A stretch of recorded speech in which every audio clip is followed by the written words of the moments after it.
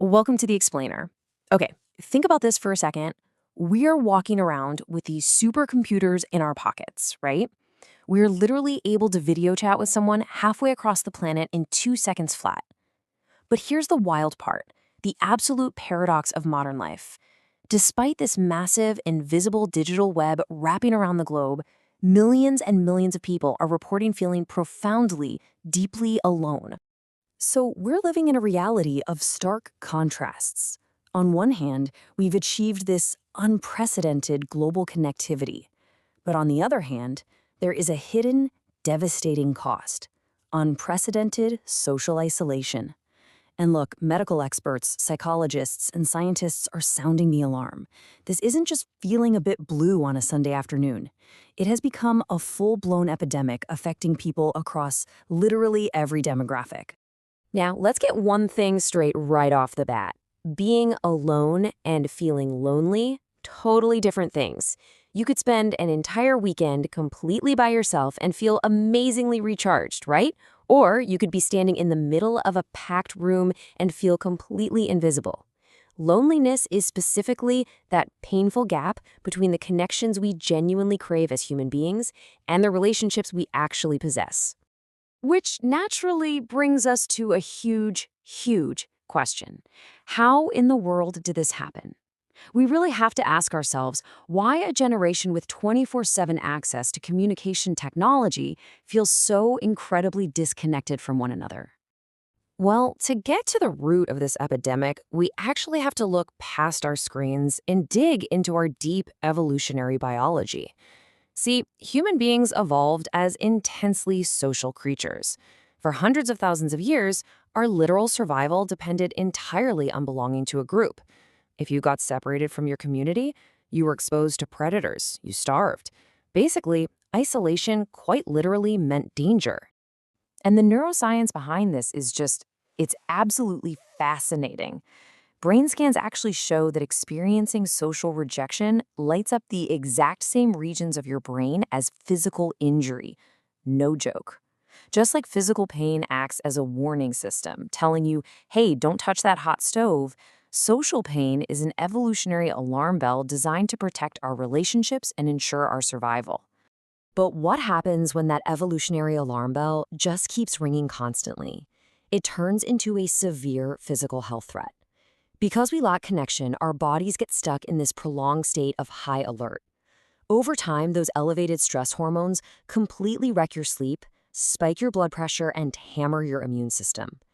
To put that into perspective, public health experts have actually found that prolonged loneliness is as deadly as smoking 15 cigarettes a day. It's really that serious. And this biological stress response can trap you in what researchers call the loneliness cycle. It is this brutal, self-reinforcing loop. Your brain senses danger from being isolated, so it becomes hypervigilant and overly sensitive to perceived social threats. Because you're so on edge, you might interpret a totally neutral interaction as negative, or a minor misunderstanding feels like a massive rejection. Trust gets so much harder to establish, so you pull back to protect yourself, which of course inevitably leads to even greater isolation. We also absolutely have to bust a pervasive myth right here, the idea that this is exclusively an older person's problem. Obviously, the elderly face incredibly difficult and unique isolation challenges. But the modern reality? It's pretty shocking. Survey after survey reveals that young adults, teenagers, and college students are frequently reporting the absolute highest levels of loneliness across the board. They are facing a massive, silent crisis of disconnection. So, what's actually driving this trend? Well, over the last few decades, we've basically dismantled our traditional community structures and replaced those deep bonds with just transactional interactions. Families are scattered geographically. The remote work revolution has completely wiped out casual daily office interactions. Add in a culture that treats constant busyness like a badge of honor, and suddenly we have zero time or energy left to maintain adult friendship networks. All of this leads to a phenomenon researchers call crowded isolation. It's wild to think about, but you can live in a bustling city, surrounded by literally millions of people, and still suffer from this profound sense of anonymity. You might ride the exact same subway car with 100 people every single morning, or live in a massive apartment complex for years without ever learning a single neighbor's name. It's this dense physical crowd that masks a vast emotional desert. And of course, our digital attention economy only pours gasoline on the fire. Social media gives us this incredibly convincing illusion of connection. But let's be real, the algorithms are built for one thing: to keep us scrolling. They prioritize constant, superficial engagement, quick likes, and brief comments over deep, vulnerable human connection. It forces us into this trap where we silently compare our very real, messy, everyday struggles to the carefully curated highlight reels of everybody else. Which brings us to another huge misconception: the idea that finding a romantic partner is the ultimate cure. Actually, scratch that. A romantic relationship does not automatically guarantee emotional connection. You can feel intensely lonely even while married or living with a partner. Because true connection isn't just about sharing a physical living space, it requires deep understanding, shared vulnerability, and mutual empathy. Okay, so how do we actually fix this? Well, science is super clear here.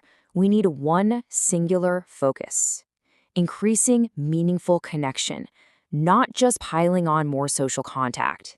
It is 100% about the quality of our relationships, far more than the quantity. Having just three tight-knit friends you can truly rely on during a crisis, that is infinitely more protective for your brain and body than having 3,000 online contacts. And here is the really good news about our biology. When we actually engage in those high-quality, meaningful interactions, our brains literally reward us. We get this awesome release of dopamine, oxytocin, and serotonin. These are the specific chemicals that reinforce feelings of trust, safety, and overall well-being when we genuinely connect with another person. It's proof we are biologically hardwired to thrive when we belong. So overcoming loneliness means making a deliberate, consistent investment rather than looking for instant gratification. Here are the science-backed steps to actually rebuild connection. Number 1, prioritize dedicated time for friendships. Literally schedule it if you have to. 2, participate in local community or volunteer groups because a shared purpose builds bonds super fast. 3, when you use technology, use it with the strict intention to bridge distance, not to replace face-to-face time. And 4, lean into vulnerability and shared experiences instead of just keeping it at small talk. Ultimately, we need a massive mindset shift. We must completely reframe how we view this issue. Loneliness is not a sign of weakness. It's really not. As we've seen, it is a biological signal that connection matters. It's not a personal failure, and it is absolutely nothing to be ashamed of. It is just a fundamental, evolutionary human alarm bell, ringing simply to remind us that we actually really need each other. So I want to leave you with a direct challenge right now. Who will you reach out to today? Take a simple, immediate act the second this explainer ends. Send a quick text, make a 5-minute phone call, or schedule a coffee with someone just to remind them they are not alone. Because the absolute most powerful solution to this giant global epidemic, it starts with just one single point of connection. Thanks for joining me on this explainer, and seriously, go make that connection today.